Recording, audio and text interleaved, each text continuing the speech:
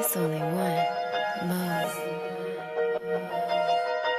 In case you're wondering, don't get too used to this, family. We'll be back, to the people that actually see it on YouTube. It makes no difference to the audio listeners. By the way, if you're listening on audio and you like what you're listening to, go ahead and hit that 5-star rating. Don't forget to subscribe to the podcast. Now, I want to talk about this story right here because I'm going to play the audio before we get deep into this. But the man who has been asked to speak for R. Kelly, pretty much his crisis manager, Darrell Johnson / publishers, made a statement today, and it looks like the media is trying to twist it. So I'm going to play this statement, SamAnt, and we're going to talk about this right here. Here's Darrell Johnson. And they would have to bring the evidence. And that's what has to be done. If the evidence sticks, Mr. Kelly would spend the rest of his life in the penitentiary. You have a 20-something-year-old daughter. Would you allow her to be alone with Absolutely not. With R. Kelly? I wouldn't leave my daughter with anybody that's accused of pedophilia. So you would not? I would not leave my daughter with anyone that's accused of being a pedophile. I would not. That doesn't seem like a contradiction to you. You're Absolutely. defending R. Kelly, but at the same time saying you wouldn't leave your own daughter with him. I wouldn't leave my daughter with anyone.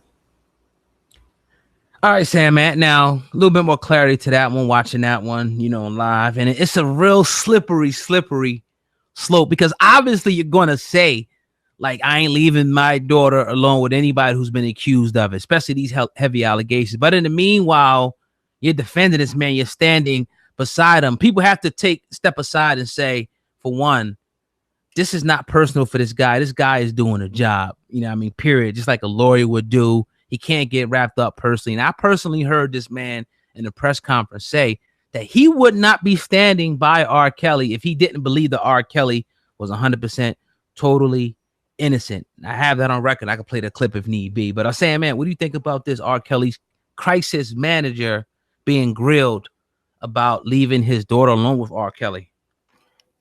First off, I understand how or the context in which he answered that question. And I am no crisis manager. I don't get paid to be a crisis manager, but I think he answered that wrong. And I think he answered that wrong because of how they're going to run with that. He had the lady, Gayle King, I believe, asked him, look, if your 20-some-odd-year-old daughter wanted to hang out with R. Kelly, would you? And the first thing that came to my mind was like, look, my 20-some-odd-year-old daughter is grown. And hopefully she follows what I've taught her in the game that I've gave her entire life, and know not to fuck with dudes that happen to be running like that if that's her choice. But nah, he didn't say that. He ran and said, hell no. And it was like, whoa, what do you mean no?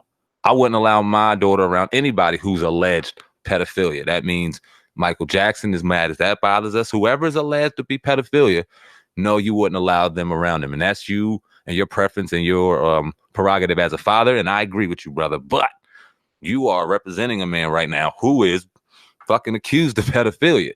And you went and stated, and you told me, you seen it live, him say, I would not be standing next to this man if I knew he did what he's being accused of doing.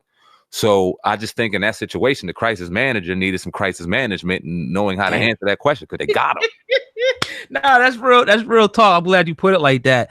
I was trying to kind of clean it up a little bit, but that, that's real talk right there. I mean, there's no way you can really, get around that. He fucked up. Dude, he fucked up big time by saying that. And, it's disgraceful a little bit. Like, you put this guy out here to speak for you and not get tied up in questions like this. And he fumbles up. He fumbled the football. That's what he did in that situation. He looked very bad. And it almost looked like, I won't even think about this when you said that, look, his daughter's 20-something. She's grown. She can handle her own self. But it almost looked like, that he said, like, yeah, look, I would never, ever let my daughter hang out with R. Kelly. Never be next to this dude. He's a creep. I'm just doing it because I'm getting paid. So which one is it? Because you will want somebody. I understand lawyers. You're not going to really, and it may, but you're not going to really have, if you hire a lawyer, a real close personal relationship like you grew up with them. It's a job. If you ain't paying, they ain't doing shit. You know what I mean? Like, they're going to do it for free. So, but still, you got to, when people are out, speaking for you in the public, they can't drop the ball like this. R. Kelly, fire this dude, man. Fucked up for you, dog. Man, look, I've seen things throughout this R. Kelly debacle that made me just go, what the fuck is going on? So many times. And the last time he was sitting in front of Gayle King or one of his people, and he was crying and going crazy, I'm like, yo, who let him up here to do that shit. They're going to eat that up, and they did. They ate it all up. And now the guy that is your mouthpiece right now, because you're sitting behind bars, the only way that you have representation out here for the people down the middle who don't know whether you're guilty or not, who don't have an opinion based on you whether you're guilty or not, because a lot of people are split down the middle, but then there's them people right there who don't know, who's paying attention right now, and you do this. Nah, you don't even let the woman finish her question. You ain't even chill or calm enough. You're so defensive that you can't even let her finish the question to go, listen, blah, blah, blah, blah, blah, blah, blah, blah, blah, blah, blah, blah, blah. Go ahead, take that. He ran, immediately got defensive like he was on trial. It seems like everybody behind the curtain of R. Kelly is scared, frantic, don't know what the fuck to do. And it's a mess, man. It's a mess. He should have lied. I mean, at best, he could have been like, you know what? Forget that. My daughter has spent time with him already. Like, something lie. I mean, nobody's going to know. Just make something up. You can't. That's like you see your lawyer, and your lawyer's supposed to be talking for you. I forget what movie it was. Well, you remember that movie, My Cousin Vinny, right? I don't know if you remember that. Hell and then yeah, at first he hired the lawyer, and the lawyer was saying all this messed up stuff. I don't want to cuss too much over here, but he was just messed up the whole case for it was like that type of situation. So, hopefully, one thing that I might be working R. Kelly and Mr. Daryl favors that, you got the 15 seconds of fame. People remember this today. They might forget it tomorrow. Or you could have made more people say, hold up, what's going on here? He wasn't even, because that's what Garrett was going with it. She was like, look, what ain't this a contradiction? You mean to tell me you're representing this dude, but you won't let your daughter be around him? So what's going on here? He felt bad in that situation, man. I mean, that's the only way to cut it. Especially when you're on a platform and knowing damn well they're not sitting here trying to do R. Kelly right. They're not. They want you to do exactly what you did. They're not thinking R. Kelly's innocent. They didn't think that he was innocent when he sat there and poured his heart out. They didn't think he was innocent when you sat there and gave him that information.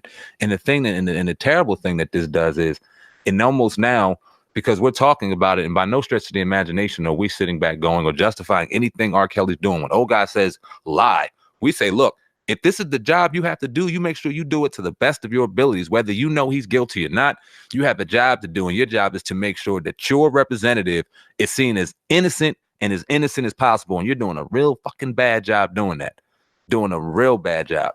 And when you get on a platform and Gayle King thinks that man is innocent, people in there think that man is innocent, and you do that, it just, man, it doesn't look good. Now, I mean, in your real opinion, does this have any effect on the trial or the case coming up, or is it just no? I don't think it will. Okay, I think it's all. I think it's gonna. I just don't know if it's gonna go in his favor. Now, I'm listening to his attorneys a little bit, but it's kind of like one of those things where it's like, I just think that it's gonna be an open and shut case, and he's gonna do anywhere from 25 to life for this type of thing. I don't think he'll ever see the light of day anymore. I just think that's what's going to happen to him. Now, if he's innocent, he didn't do this, I won't want to see him behind bars. But indeed, if he did all this and they have the evidence like they do, I mean, it's only one thing you can do with somebody like that, man. I mean, that's only one thing they're gonna do with somebody like that. I should say. Let me put it like this: whether he did it or not, we have a man sitting behind bars right now, close to 90 years old, for allegedly doing things 60 something years ago, allegedly. That no one ever even proved anything. It's hearsay, and yeah, I might have gave somebody some Quaalude. 10 years, you're done. Mm-hmm. They might have tape on him. They have testimony. I think that whether innocent or guilty is even if that even matters at this point, I think R. Kelly's in some trouble. I think that they want him. I think that the public and the people behind the scenes want him gone, and I don't know if that means it's the C word I'm gonna put right now against R. Kelly, because I think that he made his bed and he's gonna have to lay with some of the transgressions that he went and did, but they're gonna get him regardless, I think. And it's unfortunate. I don't even want to say unfortunate. It is what it is. I mean, the last report that came out, they're gonna be transporting him to New York to face those racketeering charges. So, I mean, how many people beat racketeering charges? So it appears to be over for R. Kelly. It was funny. His music came on the other day. I think it was Tidal. And it's just kind of, it's just weird a little bit. I gotta be honest now, with kids and stuff around now, the music's on a little bit. It kind of makes you think now just a little bit more. The more and more this, case goes on. But that kind of is what it is, man. You say that, oh God, and this is what hurts me, right? It's crazy you say that, because we all know the Pied Piper, we all know the songs, and as great as they are, when you take a listen back now, it leaves a bad feeling in your stomach. But then when I'm watching my little son and my little daughter sing "I Can Believe I Can Fly," and you still hearing that, and that's just still being. It's only one Mo.